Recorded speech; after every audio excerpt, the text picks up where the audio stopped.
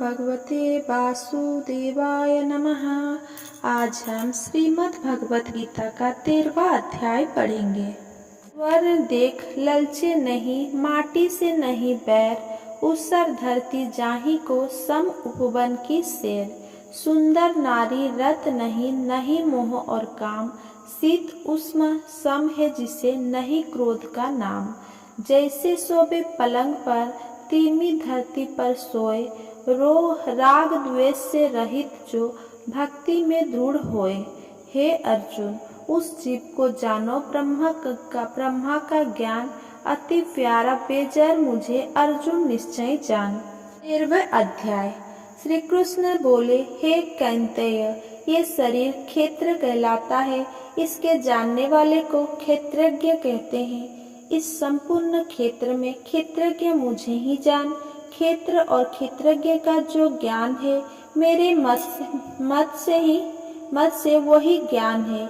ये क्षेत्र कैसे रूप का है, उसमें कौन कौन विकार होते हैं, उसकी उत्पत्ति किस प्रकार से हुई तथा क्षेत्रज्ञ का क्या प्रभाव है, इत्यादि बातों का संक्षेप में कहता हूँ, सुनो।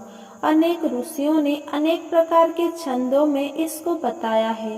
वेदों ने भी पृथक पृथक वर्णन किया है तथा हित वाले ब्रह्मा सूत्र में पदों में भी ये ज्ञान निश्चय किया गया है। पंच महाभूत, अहंकार, बुद्धि, अव्यक्त प्रकृति, 10 इंद्रियों, मन तथा 5 इंद्रियों के विषय एवं इच्छा, द्वेष, सुख, दुख, संघात, चेतना, घृति तथा इनके समूह। संक्षेप में क्षेत्रज्ञ के यही विकार है। मान एवं पाखंड से रहित अहिंसा, सहनशीलता, सरलता, गुरु सेवा, पवित्रता, अपने मन का संयम, इंद्रियों को विषयों में विरक्त, अहंकार रहित और जन्म मृत्यु, बुढ़ापा, रोग, दुखादि दोष को देखना, पुत्र, स्त्री, गृह इत्यादि में आसक्ति ना करना तथा इसमें अपने को सुखी दुखी ना मानना एवं इष्ट अनिष्ट की प्राप्ति से में हर्ष विषाद रहित रहना, अनंत भाव से मेरी अनन्य भक्ति करना, एकांत में रहना, जन समूह में रहने से विराग, सदा स्मरण रखना कि मैं परमात्मा का ही अंश हूँ, ज्ञान प्राप्ति के उद्देश्य से मोक्ष को सबसे श्रेष्ठ मानना, इसे ही ज्ञान कहते हैं। अब श्रेय का स्वरूप वर्णन करते हैं। जिनको जानकर मनुष्य मोक्ष को प्राप्त होता है, वह आदि रहित, बड़ों से बड़ा, अकथनीय होने से न सत्य ही कहा जाता है और न असत्य ही कहा जाता है। सब और उसके हाथ और चरण है, सब और नेत्र, सिर और मुख है। वही जगत में सबको घेरे हुए स्थित है। वो सब इंद्रियों के गुणों का प्रकाश है, पर उनके कोई इंद्रिय नहीं है। जिसको किसी से आसक्ति नहीं है, पर जो सबका आधार है, जो स्वयं निर्गुण होने पर भी गुणों का भोगता है, जो भूतों के बाहर भीतर है तो भी चर और अचर है, जो अत्यंत सूक्ष्म होने के कारण जाना नहीं जाता, जो दूर भी है और निकट भी है, जिसके विभाग नहीं होने पर भी जो भिन्न भिन्न भूतों में समान विभक्त रहता है, समस्त भक्तों का पालन, नाश और उत्पन्न करने वाला वही ज्ञान है। वही अंधकार से परे ज्योतिष्मान पदार्थों को ज्योति देता है। यहाँ ज्ञान जानने योग्य पदार्थ ज्ञान द्वारा जानने योग्य सबके हृदय में वास करता है। इस प्रकार क्षेत्र, ज्ञान और ज्ञेय इसको संक्षेप में कहा। इसे जानकर मेरा भक्त मेरे पद के योग्य होता है। प्रकृति तथा पुरुष दोनों ही अनादि है। विकारों और गुणों की उत्पत्ति प्रकृति से हुई है। कार्य तथा कारणों को प्रकृति उत्पन्न करती है। पुरुष तो सुख और दुख का भोगता है। प्रकृति में पुरुष रहता है, प्रकृति के गुणों का उपयोग करता है, तदनुसार उत्तम और अधम योनियों में जन्म लेता है। इस प्रकार गुणों के साथ जो प्रकृति और पुरुष जानता है, उसका रहन सहन चाहे जैसा हो, पुनर्जन्म नहीं होता है।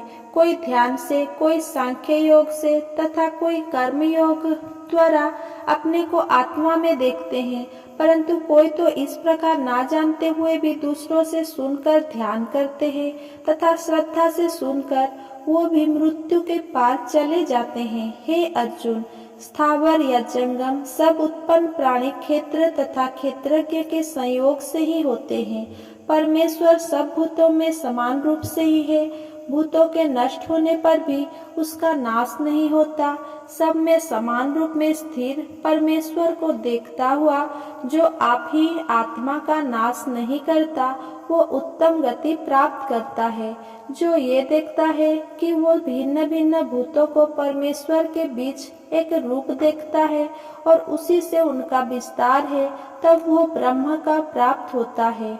हे भारत, जैसे एक ही सूर्य समस्त लोगों को प्रकाशित करता है, वैसे ही क्षेत्रज्ञ समस्त क्षेत्रों को प्रकाशित करता है। जो लोग ज्ञान दृष्टि से क्षेत्र और क्षेत्रज्ञों के भेद तथा भूतों की कृति देखकर मोक्ष का उपाय जान लेते हैं, वे परम पद को पा लेते हैं। 13वें अध्याय का महात्म्य। श्री नारायण जी बोले, हे लक्ष्मी, अब तुम 13वें अध्याय का महात्म्य सुनो। दक्षिण देश में एक हरि नामक नगर था। वहाँ एक व्यभिचारिणी स्त्री रहती थी। एक दिन एक पुरुष से उसने वचन किया कि मैं अमुक स्थान में तेरे पास आऊंगी, तुम वहाँ चलो। वो पुरुष किसी अन्य स्थान पर चला गया और वो स्त्री उसे खोजते खोजते हैरान हो गई, पर वो पुरुष ना मिला। इधर वो पुरुष भी भागता फिरे। वो गणिका घर पर उसकी राह देखने लगी। राह देखते देखते सारा दिन व्यतीत हो गया, पर प्रीतम ना आया। शाम हुई तब वो गणिका प्रीतम का नाम लेकर पुकारने लगी। इतने में ही वो पुरुष मिल गया। दोनों बड़े प्रसन्न होकर बैठे कि इतने में एक शेर आया। गणिका को डरी देखकर सिंह बोला, अरे गणिका, मैं तुझे खाऊंगा। गणिका बोली, तू अपने पूर्व जन्म की बात कह, तू कौन है? सिंह बोला, मैं पूर्व जन्म में ब्राह्मण था, झूठ बोला करता था, बड़ा लोभी था, जुआ खेलता था तथा दूसरों का धन हर लेता था।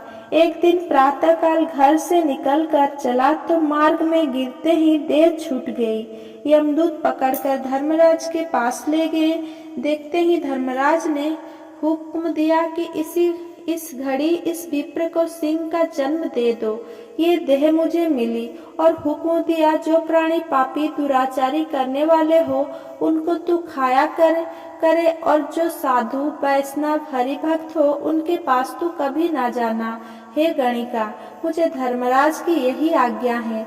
उनका आज्ञा पाकर सिंह की योनि में आया हूँ। तो व्यभिचारिणी गणिका पापिन है, इसी से मैं तुझे खाऊंगा। इतना कहकर गणिका को खा लिया। तब यमदूत गणिका को धर्मराज के पास ले गई। धर्मराज ने हुक्म दिया कि इसको चांडाल का जन्म दे दो। श्री नारायण कहते हैं, हे लक्ष्मी, उसने गणिका की देह त्याग चांडालिनी की देह पाई। कई दिन पीछे वो एक दिन नर्मदा नदी के तट पर चली गई। वहाँ देखा कि एक साधु गीता जी के 13वां अध्याय का पाठ करता है। उसने सुन लिया। जब अध्याय सुनकर प्रसाद पाया तो तुरंत चांडालिनी के प्राण छूट गए। देवदेही पाई। आकाश से विमान आया जिस पर बैठ वैकुंठ को चली। फिर उसने उस साधु से प्रार्थना की, हे संत जी, गीता के एक श्लोक के पाठ का फल उस सिंह के निमित्त दे दो तो उसका भी उद्धार हो जाए। तब उसी संत ने उसे भी गीता पाठ का फल दिया, जिससे तत्काल उस सिंह की देह छूटी और देवदेही पाई। तब दोनों विमान पर चढ़कर वैकुंठवासी होकर परम धाम को प्राप्त हुए। इति श्रीमद् भगवत गीता का 13वां अध्याय संपूर्ण। अगर मेरा ये वीडियो आपको पसंद आया हो तो मेरा वीडियो को लाइक, कमेंट, शेयर करें एंड मेरा चैनल को सब्सक्राइब करें। धन्यवाद।